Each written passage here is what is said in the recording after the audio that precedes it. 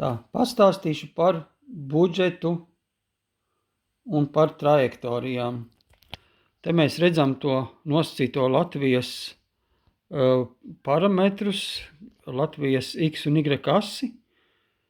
Tur mēs redzam, kad ir megatonu emisijas no 0 līdz plus 5 tās ir emisijas, 0 līdz mīnus 3 tā ir piesaiste megatonās.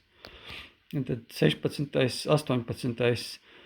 Vidējais tas nosaka 30. gada mērķi, atkarībā no 16. 18. vidējā plus 0,6 tā laikam bija. Un tad iegūst to vidējo, to 30. gada mērķi. Un 26. 23. gada vidējais nosaka trajektorijas sākuma punktu, un viņi valk no 22. gada. Tātad attiecīgi tad trajektorijas sanāk mums šāda. Es jau ieliku tos divus punktiņus, lai vieglāk ieraudzīt.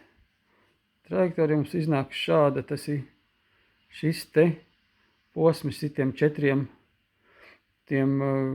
gadiem trajektorija. Un attiecīgi, ja mēs skatāmies, tad tas 21. 22. gada vidējais, no kuriem 22. gada vilka, un pret ko jāskatās budžets, ir šis zaļais lineāls. Viņš ir bišķiņi virs 4, un attiecīgi tad ir tā, kad attiecīgi budžets mums sanāk šis te papīrīts. Tas mums iznāk budžets. Attiecīgi, tā kā sākumā bija domāts, ka trajektoriju nepārēķinās, tad nozīmē, mēs šo trajektoriju varam noņemt nost. Tātad trajektorija vairs nav, un tas nozīmē 32. gadā, kad skatās, piemēram, to izpildi, un tad arī to budžeta izpildi pret to plānoto budžetu, rēķina vadoties no tā, kādi ir tevi faktiskie, un kāda ir 32. gada nirā, ir 21. 26. gada vidējās. Pieņemsim, kad, piemēram, mēs esam kaut ko pamainījuši, un mums vienam radās, ka mums tās vidējās emisijas ir nevis 4 tonnas emisijās, bet 5 tonnas emisijās. Tas nozīmē, ka, lai mēs izpildītu šo budžetu, to te, budžets jau paliek nemainīgs, tas nozīmē, ka mums reāli ir jāsasniedz šādi te rādītāji, kas iet pa to budžeta slīpo līniju katru gadu.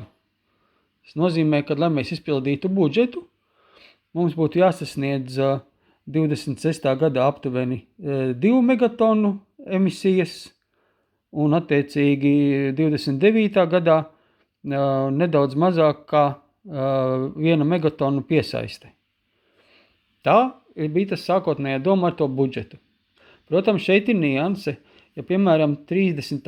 vai 2. gadā pārēķina, ko pārēķinās to 30. gada mērķi, var gadīties, ka piemēram,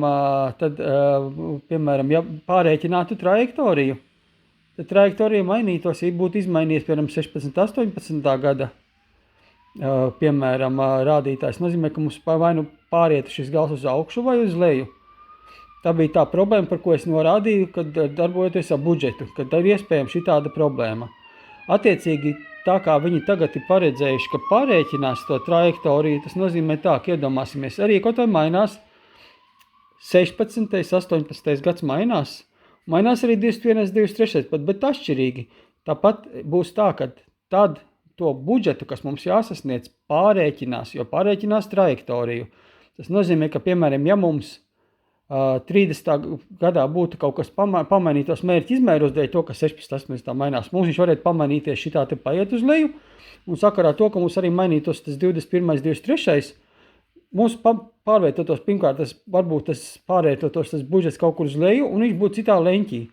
Un tad šī dzeltenā lapiņa vienkārši jau tanī brīdī, ka veiks to pārēķinu, viņa būtu savādāka. Viņai būtu jānogriež, piemēram, šī apakšējā maliņa nost, un tad tas būtu tas jaunais budžets, kas ir pārēķinot trajektoriju.